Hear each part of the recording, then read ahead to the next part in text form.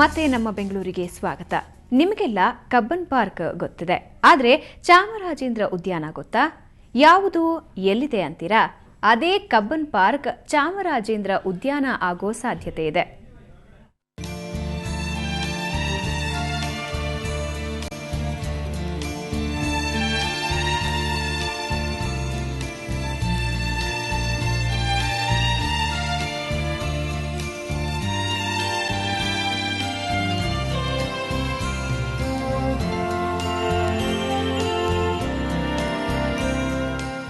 ಬೆಂಗಳೂರು ಉದ್ಯಾನ ನಗರಿ ಅಂತಾನೆ ಫೇಮಸ್. ಈ ಅನ್ವರ್ಥನಾಮಕ್ಕೆ ಮೆರುಗು ಕೊಡುವಂತಿದೆ ಕಬ್ಬನ್ ಪಾರ್ಕ್. ಇಲ್ಲಿನ ಮರಗಿಡಗಳು ಒಂದಿಷ್ಟು ಪ್ರಶಾಂತ ವಾತಾವರಣಕ್ಕೆ ಮನಸೋಲದವರೇ ಇಲ್ಲ. ಈ ಉದ್ಯಾನಕ್ಕೆ ಹೊಸ ನಾಮಕರಣ ಮಾಡಲು ತೋಟಗಾರಿಕಾ ಇಲಾಖೆ ಚಿಂತನೆ ನಡೆಸಿದೆ. ಚಾಮರಾಜೇಂದ್ರ ಬಕೆಟದಲ್ಲಿ ಕಬ್ಬನ್ ಪಾರ್ಕ್ ಹಾಕೋಣ ಅಥವಾ ಕಬ್ಬನ್ ಪಾರ್ಕ್ನ ಚಾಮರಾಜೇಂದ್ರ ಉದ್ಯಾನವನ್ನು ಮಾಡಬೇಕಂತ ಹೇಳಿ ಅದಕ್ಕೆ ಇನ್ನೊಂದು ರೀತಿಯಿಂದ ನಮ್ಮ ಮೇಲಾಧಿಕಾರಿ ಒಂದು ಜೋಡಿ ಒಂದು ಸ್ವಲ್ಪ ಡಿಸ್ಕಷನ್ ಮಾಡ್ತೀವಿ. ಮಾಡಿಬಿಟ್ಟು ಯಾವುದೊಂದು ಹೆಸರು ಇಡಬೇಕು ಇದ್ರ ಬಗ್ಗೆ ಎಲ್ಲರೂ ಒಪಿನಿಯನ್ ತೊಗೊಂಡು ಅವ್ರು ನಮ್ಮ ಮೇಲಾಧಿಕಾರಿಗೆ ಒಂದು ಸಜೆಷನ್ ತೊಗೊಂಡು ಇದಕ್ಕೊಂದು ಸದ್ಯದಲ್ಲೇ ನಮಗೆ ಒಂದು 3 ಗೇಟ್ದಲ್ಲಿ ಇದರ ಒಂದು ಹೆಸರನ್ನು ಇಡ್ತೀವಿ. ಕಬ್ಬನ್ ಪಾರ್ಕ್ಗೆ 7 ದ್ವಾರಗಳಿದ್ದು ಯಾವುದೇ ನಾಮಫಲಕಗಳು ಇಲ್ಲ. ಈ ಹಿನ್ನೆಲೆಯಲ್ಲಿ ಚಾಮರಾಜೇಂದ್ರ ಉದ್ಯಾನ ಅಂತ ನಾಮಕರಣ ಮಾಡಲು ತೋಟಗಾರಿಕಾ ಇಲಾಖೆ ಮುಂದಾಗಿದೆ. ಈ ಬಗ್ಗೆ 1948ರಲ್ಲೇ ರಾಜ್ಯ ಸರ್ಕಾರ ಆದೇಶ ಹೊರಡಿಸಿತ್ತು. ಚಾಮರಾಜೇಂದ್ರ ಉದ್ಯಾನ ಅಂತ ನಾಮಫಲಕ ಹಾಕಲು ತೋಟಗಾರಿಕಾ ಇಲಾಖೆ ಚಿಂತನೆ ನಡೆಸಿದೆ. ಆದರೆ ಜನರಿಗೆ ಇದರಿಂದ ಗೊಂದಲ ಆಗಬಾರ್ದಲ್ವಾ? ಆದ್ರಿಂದ ನಾಮಫಲಕದಲ್ಲಿ ಕಬ್ಬನ್ ಪಾರ್ಕ್ ಅಂತಾನೂ ಬರೆಯಲಾಗುತ್ತೆ. ಕನ್ಫ್ಯೂಷನ್ ಆಗುತ್ತೆ. ಯಾಕಂದ್ರೆ ಬ್ರಿಟಿಷ್ ಕಾಲದಿಂದ ಈ ಹೆಸರು ಬಂದಿದೆ. ಅವ್ರ ಮುಂದಕ್ಕೆ ಈ ಕನ್ನಡ ಚೆಲುಗರವರು ಈ ಥರ ನಾವು ಕನ್ನಡದಲ್ಲಿ ಹೆಸರು ಬೇಕು ಅಂತ ಇರಾಗಿದ್ರೆ ನಾವೇನು ಅವರ ವಿರುದ್ಧ ಏನು ಮಾಡೋ ಹಾಗಿಲ್ಲ.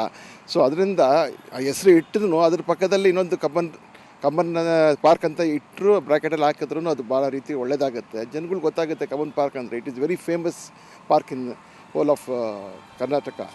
ಕೇವಲ ಹೊಸ ನಾಮಕರಣ ಮಾಡೋದು ಅಷ್ಟೇ ಅಲ್ಲದೆ ಇಲ್ಲಿನ ಸ್ವಚ್ಛತೆ ಹಾಗೂ ಪ್ರವಾಸಿಗರಿಗೆ ಅನುಕೂಲತೆ ಕಲ್ಪಿಸುವ ಬಗ್ಗೆ ಕೂಡ ಚಿಂತನೆ ಅಗತ್ಯವಾಗಿದೆ. ಬೆಂಗಳೂರಿನ ಕ್ಯಾಮರಾಮನ್ ಈರಣ್ಣ ಜೊತೆ ಮಮತಾ ಮರ್ಧಾಳ, ಸುವರ್ಣ ನ್ಯೂಸ್. ಎಚ್ಎಎಲ್ ಕೇಂದ್ರೀಯ ವಿದ್ಯಾಲಯ ಸಂಘಟನೆಗೆ ಇವತ್ತು 50ನೇ ವರ್ಷದ ಸಂಭ್ರಮ. ಈ ಹಿನ್ನೆಲೆಯಲ್ಲಿ ಎಚ್ಎಎಲ್ನಲ್ಲಿಂದು ರಾಜ್ಯಪಾಲ ಹಂಸರಾಜ್ ಭಾರದ್ವಾಜ್ ಕಾರ್ಯಕ್ರಮಕ್ಕೆ ಚಾಲನೆ ನೀಡಿದರು. ಇದೇ ವೇಳೆ ಮಾತನಾಡಿದ ಗವರ್ನರ್, ಬೆಳೀತಾ ಇರೋ ಮಕ್ಕಳಿಗೆ ಮುಂದಿನ ದಿನಗಳಲ್ಲಿ ಎಲ್ಲಾ ಕ್ಷೇತ್ರಗಳಲ್ಲಿ ಸವಾಲುಗಳು ಜಾಸ್ತಿ ಇವೆ ಅಂದರು. ಇನ್ನು ಕಾರ್ಯಕ್ರಮದಲ್ಲಿ ಪ್ರವಾಸಿ ಛಾಯಾಚಿತ್ರಗಳ ಪ್ರದರ್ಶನ ಎಲ್ಲರ ಗಮನ ಸೆಳೆಯಿತು.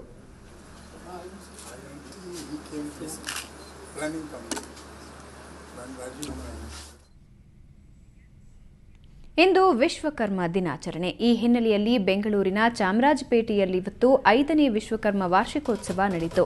ಕರ್ನಾಟಕ ರಾಜ್ಯ ವಿಶ್ವಕರ್ಮ ಮಹಾಮಂಡಳಿ ಈದ್ಗಾ ಮೈದಾನದಿಂದ ಕುವೆಂಪು ಕಲಾಕ್ಷೇತ್ರದವರೆಗೆ ಸಾಂಸ್ಕೃತಿಕ ನೃತ್ಯ ಪ್ರದರ್ಶನದ ಮೂಲಕ ಜಾಥಾ ನಡೆಸಿತು.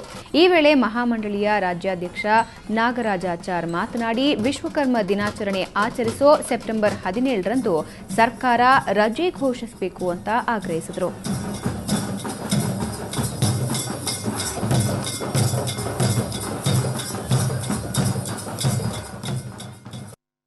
ಈ ರಾಜ್ಯಾದ್ಯಂತ ಎಲ್ಲ ವಿಶ್ವಕರ್ಮ ಬಂಧುಗಳು ಈ ವಿಶ್ವಕರ್ಮ ದಿನಾಚರಣೆಯನ್ನು ಆಚರಿಸಬೇಕು.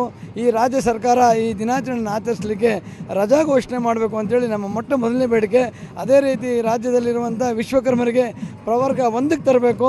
ವಿಶ್ವಕರ್ಮ ಜನಾಂಗಕ್ಕೆ ವಿದ್ಯಾವಂತರನ್ನಾಗಿ ಮಾಡಲಿಕ್ಕೆ ಭಾಳ ಅನುಕೂಲವಾಗುತ್ತೆ ಅಂತ ಹೇಳಿ ನಾವು ವಿಶ್ವಕರ್ಮ ದಿನಾಚರಣೆ ಪ್ರತಿಯೊಬ್ಬರು ಮನೆಯಲ್ಲೂ ವಿಶ್ವಕರ್ಮ ದಿನಾಚರಣೆ ಆಚರಿಸಿದ್ರೆ ಸನಾತನ ಗೋತ್ರದ ಈ ಹಿಂದೂ ಧರ್ಮದಲ್ಲಿ ಏಕೈಕ ಭಗವಂತನಂದರೆ ವಿಶ್ವಕರ್ಮ. ಈ ವಿಶ್ವಕರ್ಮನ ಯಾರು ನೆನೆಸ್ಕೊಳ್ತಾರೋ ಅವರಿಗೆ ಒಳ್ಳೆಯದಾಗುತ್ತೆ. ವಿಶ್ವಕರ್ಮ ದಿನಾಚರಣೆ ಪ್ರತಿಯೊಬ್ಬರು ಆಚರಿಸುವಂತಾಗಬೇಕು. ಶ್ರೀ ಸಾಯಿ ಗೋಲ್ಡ್ ಪ್ಯಾಲೇಸ್ನ ಇವತ್ತಿನ ಚಿನ್ನದ ದರ ಎಷ್ಟಾಗಿದೆ ನೋಡೋಣ ಬನ್ನಿ.